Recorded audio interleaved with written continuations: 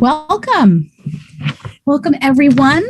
I hope that you had a chance to enjoy Passage Theater's production of A Twist of Water. My name's Cherry Oakley. I'm going to be your moderator for this evening, this afternoon. I just moved my daughter back from college and today, literally, and I'm a little tired. My brain's slow. So I hope you're this being part of this talkback. You're going to have an opportunity to hear from two special guests. And we will start off by getting them to introduce themselves. If you have any questions for our guests today, if you are able to put them into the chat, which is going to be to the right of the screen, the YouTube screen that you have. So hopefully you'll exit full screen, and then you'll look over to the right and you'll see your own icon, and then there'll be something next to your icon that says say something. That's where you would type in your question there. It'll be grabbed and I will read it out, and we will get our guest to answer. Let's get started. Would Tim and Kai, would you introduce yourself? Just tell us how you came to this talk back today. Go ahead. My name's Kai Eden Nelson. I'm a senior program officer at Liberty's Promise. I run after school programs for immigrant high school students from ages 15 to 21, kind of working with them on college and career readiness, as well as community and civic engagement. And how I kind of got brought into the project is, my dad called me one day a couple of weeks ago now and asked me if I kind of wanted to be a part of some kind of a conversation in regards to the play. I didn't really know a lot about it. We had a beautiful meeting with some folks and kind of got an opportunity to talk and discuss. And he told me that, there's this play. The story is about like a white father and an African-American daughter. It seems like at least on that part, it applies to us. So would you want to be a part of this with me? So I'm super excited to be able to be here, and that my dad kind of called me and we got to do this thing together. Wonderful. Welcome. Yeah, so I am a sociologist at Princeton, living in the Mill Hill neighborhood of Trenton, so right down the street from Passages, which we love. And a friend of mine, Van Smith, is on the board of Passages, and so he emailed me saying, they wanted somebody to kind of play this role regarding the play, and I said, sure, let's see. And so I joined for the read through of the play a couple of weeks ago, and after seeing like the main themes, I thought, oh, this is great, because it really intersects a lot with my experience and with our family, and I thought it would be really fun to do this with Kai, because there's a lot that resonated with us in some of the dialogue and so on. Wonderful. Welcome. So if you had to select some of the most meaningful lines or meaningful sentiments or moments that were in this story, where are the places that you felt you connected right away? I can kind of take a stab at that. So when I was reading, I think one of the biggest things is I used to sing in a bunch of choruses. And so all of the aspects where Noah's kind of talking about Chicago and the history and things of that nature just brought back a musical number of sorts. It was like spoken kind of word, very staccato. And every time I read through those sections, it kind of just brought that back to me, kind of took me back to my childhood. The chorus I was in at the time was in Chicago, so it just kind of brought me back to all of the memories of being in Chicago, what that looked like, and things of that nature. But I think also some of the conversations or some of the things that Jira had to say as well were interesting to me, I think, just because some parts aligned with my own story, but some of them were very different from kind of who I am or what my identity has looked like. So it's just kind of interesting looking through the eyes of someone who in theory has like a very similar background, but very different ideas. Sorry about the sirens, but very different ideas about kind of what it meant to have family, who like her identity is, wanting to even find her mother, because the concept of even hearing her say she wants to find her mother, I've always referred to my birth mom as my birth mom, and that's it. Because I have a mom. I have one. Her name's Kathy. She's super dope. So just kind of hearing the differences there, it's just interesting, kind of just seeing her story and her journey. Yeah. Yeah, and there's a lot for me too. I think there's one part where Noah, when Jira is determined to find her birth mother, and he is feeling threatened by that, kind of like, why do you need more family? Aren't I enough for you? Basically. And I think, that kind of transcends transracial adoption to kind of every adoptive parent kind of has that sort of fear about being rejected, I guess. And that, and also society kind of puts this trip on you that if you're not biologically related, you're not somehow real family. So that kind of, that speaks to that as well. Yeah. So, when you were growing up here as a family, and I imagine that the question about how do we sort out, or how do we work through, or how do we plan for or support this whole, moment that is likely to arise about the question about, the becoming familiar with Kai's birth mother. Do you feel like you did something in particular to support that, to go in one direction or the other? Did you have any worries or conflicts about how to deal with that when it would show up? If it were to show up, I should say. Well, I think my recollection, and maybe Kai has a different recollection, is that when she was younger, we said, we support you finding out. We had as much information as we had from the. It was a private adoption through a lawyer, so it wasn't through an agency or anything. So we, I think we had her social security number and her name and where she was at the time. And so I think we had enough information to kind of sort of say, if you really want to find her, then, we put that in your hands when you turn old enough, and we support that if whether you do or whether you don't. At least that's my recollection. No, I definitely agree with that. I feel like I don't remember, all of the conversations, but I feel like all aspects of the communication about it were very open. If anything, I think they were potentially more into me figuring out whether I wanted to kind of reach out or not than I ever really put like a lot of thought into. So I know for myself, I felt very supported in the fact that knowing that you're down for this, you want to support me regardless, and you're here to kind of help me with that journey should I choose to kind of go in that direction. And when I was in high school, I had a friend who we were looking for some cards, and then we accidentally stumbled upon her records of being adopted, which at that time she didn't know up until that day. So kind of seeing what that could potentially look like. And it was a little different, she's Caucasian, her mom's Caucasian. So obviously I knew that there was something a little different here. But definitely just kind of seeing what that did, kind of like the trauma of that and kind of watching her break down and not understand what that was, just kind of really highlighted, like, thank you guys so much for being who you are and supporting that choice for me to make for myself. So. Right. Okay.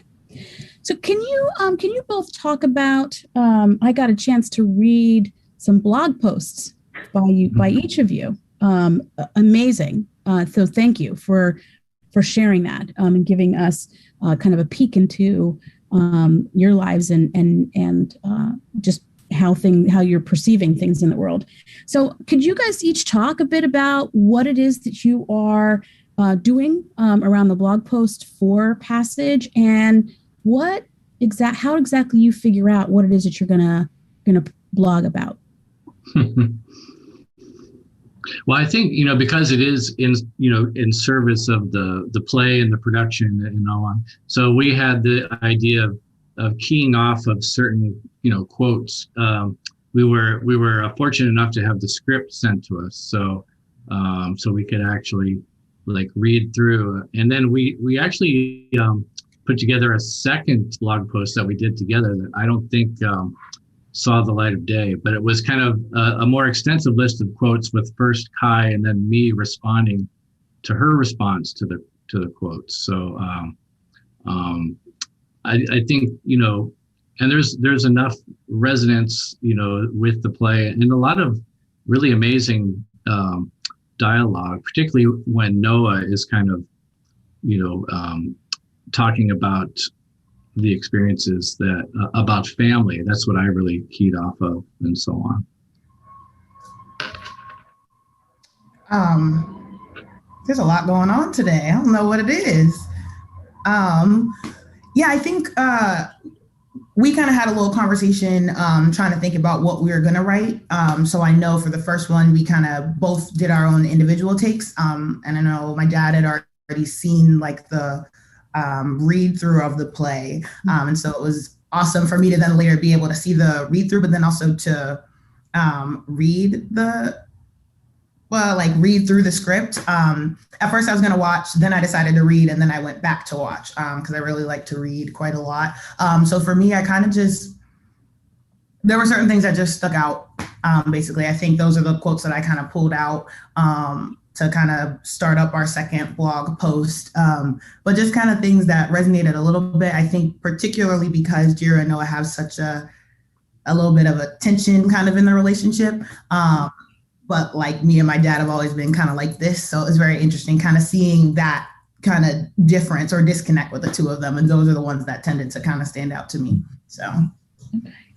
So Ryan is saying that your multi-quote blog is up. Oh, okay.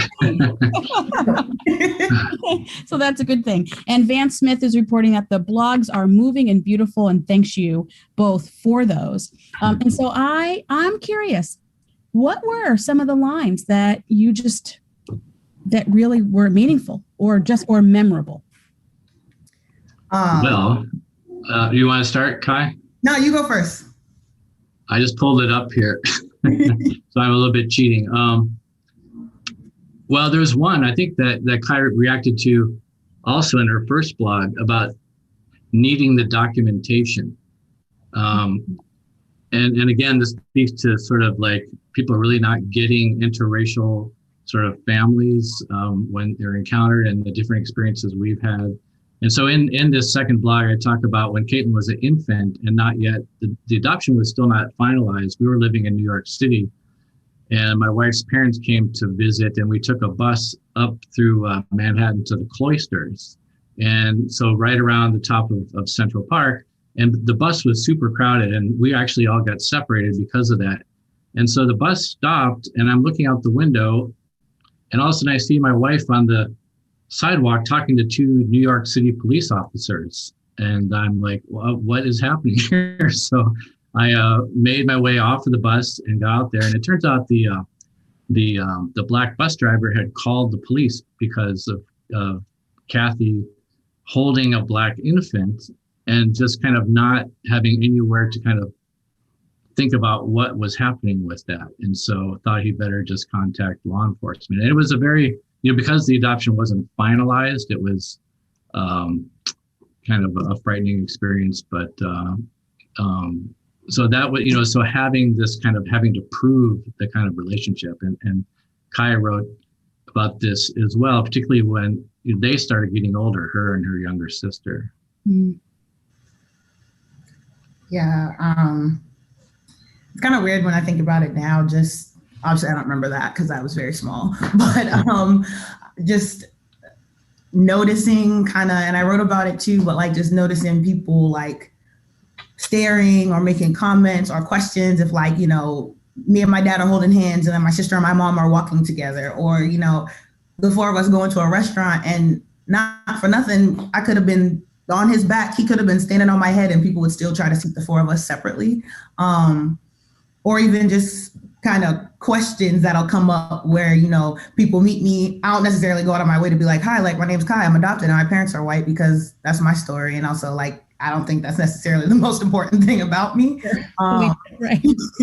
But, like people who then will maybe like find out and then, like comments are like, oh, I knew that. Or like, you talk white or blah, blah, blah. I'm like, you didn't know nothing about anything until I told you. Like, I don't even understand, so just kind of growing up with some of like, I guess I'd say kind of like foolishness or maybe lack of awareness in terms of kind of what that can do for folks. And I think one of the most poignant things is when I do tell people I'm adopted, they always say, I'm sorry. I think particularly Black and brown folks who I talk to, because I think that there's a lot of negative connotations with like what adoption looks like or having somebody else raising somebody's kids.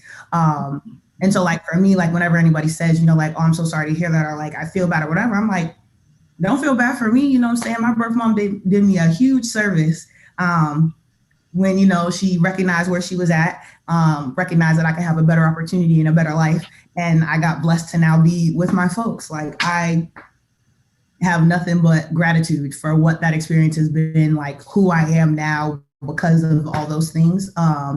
And so I definitely know, like, when people are like, I'm sorry, I'm like, don't be sorry. Like, I was loved. I got family. They wrapped their arms around me and I came up and I'm here and happy. So yeah. I think that's some of it. Great. Thank you for sharing that. So I can imagine that, I can imagine that can take a lot of energy to have to move through that on a daily basis. So I'm curious, where do both of you love to be or find the easiest place to exist and just be family together? Where's your favorite spots or spaces? That's a good question. So Kai lives in Baltimore, and we still have a house in Baltimore because the two of us used to teach at Johns Hopkins. So we just have a little place in Mill Hill in Trenton. But I think probably in our, I don't know for what Kai would say, but just being together in the house in Baltimore with Kai's partner and my younger daughter, Kai's sister, and Kathy, and just enjoying the ambience of Baltimore, which does involve a lot of sirens in the background, as you can. Yeah, I would definitely echo that. I think just being able to hang out. I think we all do a lot of traveling. We're always moving around. Obviously not in the last year so much, but like we all get a little itch to kind of be everywhere. So I think just times when we can all just be together and everybody's kind of like relaxed and chilling and we're laughing and having a good time. I think that those are some of the best times, like when we can plan to, whether it's like family brunch after church or maybe we're doing like a game night together or anything of that nature, just being able to hang out and like take a break from like the busyness of what life is, I feel like. Yeah, the kind of the flip side of that is when we as a family went to China in the summer of 2011, and we were in a different city, not one of the major ones, but Caitlin became a celebrity because most of the Chinese that we encountered had not ever seen an African American person, so she got called Obama quite a bit. And people wanted to take pictures with her, and yeah. It made me realize I don't ever want to be famous. Do you? Yeah. I don't want that. After 15 minutes and you're done. Yeah, I'm over it now. Check that off the list. Absolutely. So, there's that saying that art imitates life. So I'm curious, when we think about this show, so how right did this play get it?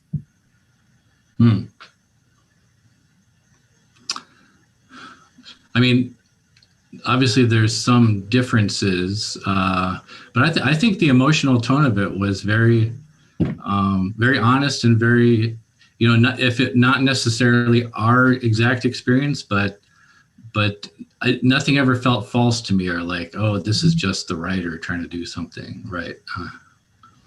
Yeah, no, definitely. It felt very real. And I was kind of thinking like where I was when I was like 16, 17, you know, kind of just trying to grow up and be a bit of a brat, you know, but just like thinking about some of just what the emotions were, and some of the curiosities and things of that nature. Like one of the quotes that really hit me was when Jira was writing the letter to her birth mom that she wanted to send, and then the PS, if you decide you wouldn't like to meet me, I'd appreciate it. And if you could send a list of hereditary conditions or things I could look out for, thank you. And I was like, yes, sis, I feel that. Because overarchingly, like, I don't necessarily have too many questions. I have two biological brothers who I think it'd be super dope to like maybe encounter at some point in my life.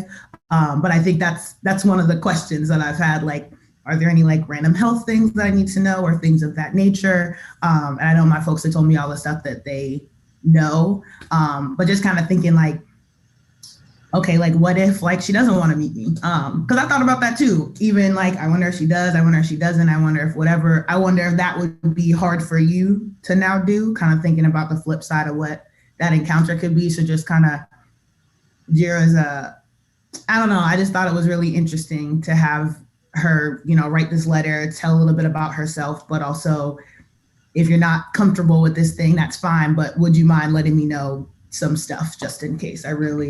That moved me quite a bit, but I felt like it was all really on point. When we think about kind of the messages that come from putting together a collective viewing experience of someone's story and to this depth, I'm curious, when you think about all the messages that were in this particular play, what do you think that are the most important messages for the audience to take away from this story, this family story? Well, I was puzzling about the title of the play, A Twist of Water, and thinking, I mean, the thing that, having lived in Chicago, I went to graduate school in Chicago and knew a little bit about the history, especially about the reversing of the water flow of the Chicago River. So I thought that's maybe what that refers to, that there's like this heroic effort to turn the tide, right? Particularly, you know, and then the Chicago fire comes into this quite a bit too, about a tragedy happens and you have to rebuild, right? And how do you rebuild, and that kind of thing. And of course that happens to, you know, the characters in different ways. So, and there's a really interesting phrase that comes up at the very beginning of the play and at the end of the play about unearned hope, which really struck me because I never thought of, you know, hope as something earned or unearned. So it made me sort of pause. But this idea that Chicago wouldn't exist without someone just hoping, without any kind of evidence to that this could work, that you kind of venture out in life and things happen, but you can't really build anything without that perseverance and just keeping going in the face of setbacks and so on. Yeah. Yeah, I feel like it's like it's a beautiful story of like what unconditional love looks like. I think that, you know, there's all kinds of definitions of what family are. You know, you have fictive kin, you have blood relatives, you have people who you are your chosen family.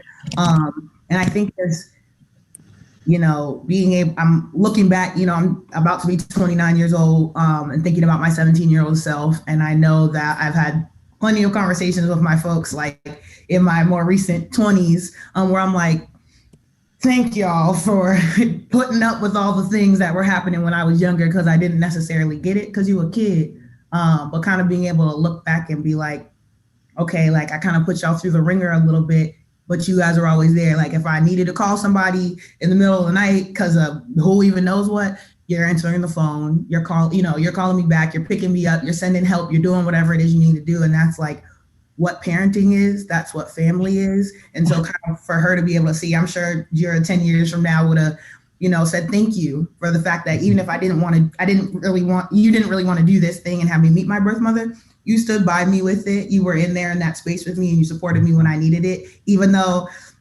that was kind of being a little crazy. So it's just kind of being able to look back and see what that is. I think it's just a beautiful story of what unconditional love is and like what being a parent is, and kind of hopefully being able to develop those relationships in a capacity where like now you can be friends and do stuff like this, you know? So yeah.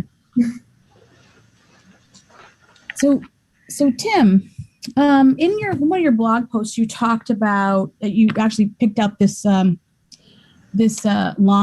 that stood out to me as well. It's kind of about we need to basically in this fight, and you do it because of family, but we also have to forget, right, to be able to grow into who we are. And I was hoping you could talk a little bit more about kind of the impact of that line and why it prompted you to blog about it. I was curious after I read it. I thought, in the show, it talks about this ongoing fight, this epic kind of ongoing fight that shapes this emergence of Chicago, this massive city. And I felt like, wow, have Kai and Tim been feeling this kind of undercurrent of a fight, especially with the stuff that's happened to us as a human race and as a nation over the past few years, and wondering what you were feeling like. Do you guys feel like you're in this undercurrent of a fight, and how is that showing up for you? And what would you share about that in that thought? Yeah. So the fight sort of idea works on a couple levels. Obviously, Jira and Noah have, as Kai said, a tense relationship. There's some words exchanged, hurtful words back and forth, and so on. And so there's that kind of intergenerational fight within the family. But I was also thinking, and this is, if I remember right, what I wrote about is kind of like there's a larger fight of fighting for our kind of a family in the face of misunderstanding and prejudice and so on. And especially in the last few years, as you said, this sort of the racial tensions, which were never very good. And, it was, so Kai was born in Charleston, South Carolina. And Kathy and I were both, I'm from California, Kathy's from Minnesota. This was our first time in the South. And I think, and I was, involved in studying an African Methodist Episcopal congregation. And my wife was interviewing both white and African-American single mothers. It was just so eye-opening for us to be in that space.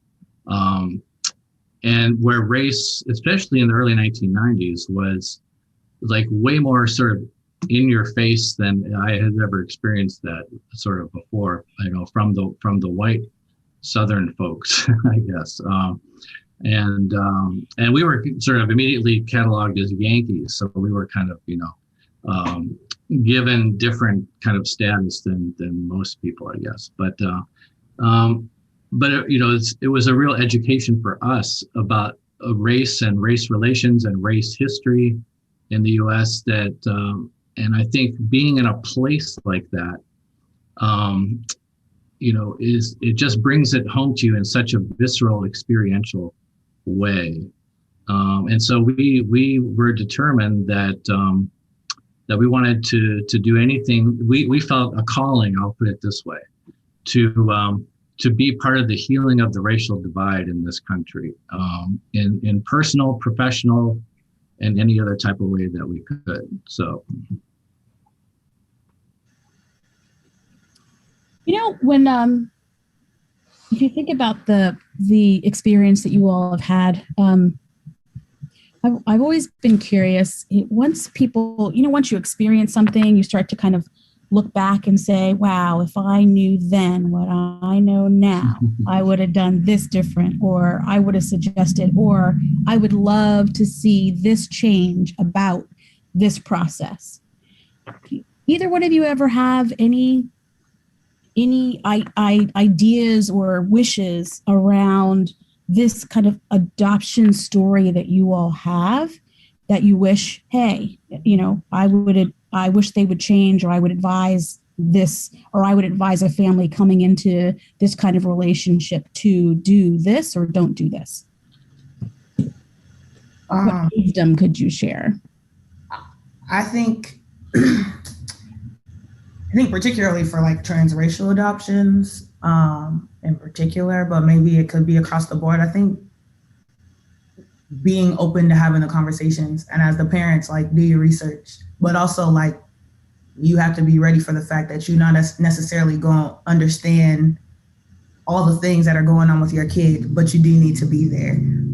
I think that, for myself, I just appreciated those spaces, just being able to kind of share things, which is not to say that it didn't ever get heated, when we're having conversations, because there's some stuff that's particularly near and dear to my heart that I've been feeling the need to share. But I think being open to recognizing that you're not necessarily going to get everything. Yeah. Still, it's your job to protect your kid, and to be there and to take the time to learn the things, help them experience all the things that you can help them experience to like a certain extent. I feel like my folks kind of supported me in all the things that I wanted to do, and certain aspects of my own racial identity I didn't necessarily struggle with as much.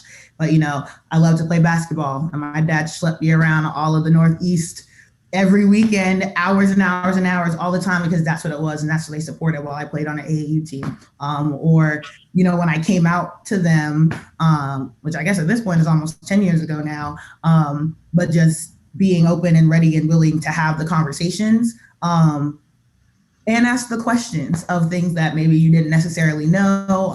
And I'm totally down to share with you if you're going to ask me in a respectful space. But just really recognizing that, particularly in some of these spaces, like as a queer Black female living in America, there's some things you guys aren't going to get. But I also still want you guys to be standing alongside me and being allies and trying to continue to educate yourself, because ignorance isn't an excuse. Yeah. And so taking the time to do that and create those spaces and making learning as much as you can, I think that's one of the things I think I'd take away from that, or potentially urge folks who are interested in adopting, have a heart to do so, particularly across racial boundaries, like definitely just take the time to educate yourself. Yeah. Thank you. Yeah, very well said. I guess the thing, if I were to say to somebody about our experience, I'd say looking at Caitlin's growing up, or Kai, sorry, this is my I guess it was a visceral sort of watching her struggle with some of the racial identity sort of things, as well as becoming an adult, like all of that happening kind of at the same time. And we moved around a lot. We lived in Boston, we lived in Philadelphia, in Chicago / Evanston. We lived in Camden, New Jersey for a little while, doing some research there. So, in all of these places, and the kids were all at different ages, obviously, at these different things. But I think one of the things that really educated Kathy and myself on was how, we never got kind of, and this is where education is good, but maybe not sufficient. We never got till we were parents of children of color, how difficult it is to be a person of color in this country. So I think, and not that we still, we get it fully now, but it's when you're connected to someone you're so passionately, care about, to see the struggles they deal with because of sexual orientation or race or whatever, it hits you in a way that simply just being an ally from the sidelines, I think it never could quite reach that. Yeah. Thank you for that. So I'm checking to see if there are any questions that are coming in from the audience. I want to throw that out there. Whoever is in the viewing audience, you certainly can ask questions. I just have one left for me. And so, when you're asked to be part of a talkback and you're sitting and staring at yourself in the mirror and practicing your answers, and you're thinking, if they ask me this, I am going to knock it out of the park. So, is there anything you want us to know? Anything that you want to talk about that I didn't ask you? Wow, I can't think of anything. I think you've done a great job. And, gosh, I can't think of anything. Fair enough. Yeah. Honestly, I was kind of just going to echo that. I'm super appreciative to be here, to kind of be able to occupy this space for a little while, and share a little bit about our own kind of story. It's been really awesome. And I feel like it's kind of one of those things. It's had me just thinking. I talked about the play with some of my friends. I told them about what I was doing. I also told them I don't really know what a talkback is for real, but I like to talk, so I can. Exactly what it is. Yeah. And I'm pretty quick on my feet. So I was like, we can do this, but I'm just super appreciative for kind of the opportunity for, my dad reaching out and saying that he wanted to do this thing. I feel like, you get a little older, you get a little busier, I guess technically I'm an adult now or whatever, more or less. So, it's nice to be able to do another thing together. I kind of miss someone what that would look like, when I was in high school and things of that nature, and you have more time. So this has been a super dope opportunity, and I'm super appreciative to be able to be here. We a rock star job. Well, we thank you. Thank you so much for coming on and talking about giving us a glimpse into this, father-daughter relationship thing. That it's a thing. Yes. So I appreciate you guys sharing your part of your story and being vulnerable and the blog posts. Really it's certainly raised my awareness and really made me think about a fair number of things. And I've got some questions from my dad too. So everyone, thank you for joining us for this talk back. Please be well and enjoy the rest of your weekend. Great. Thanks again, Cherry. Yeah, definitely. Thank you so much. Thank you.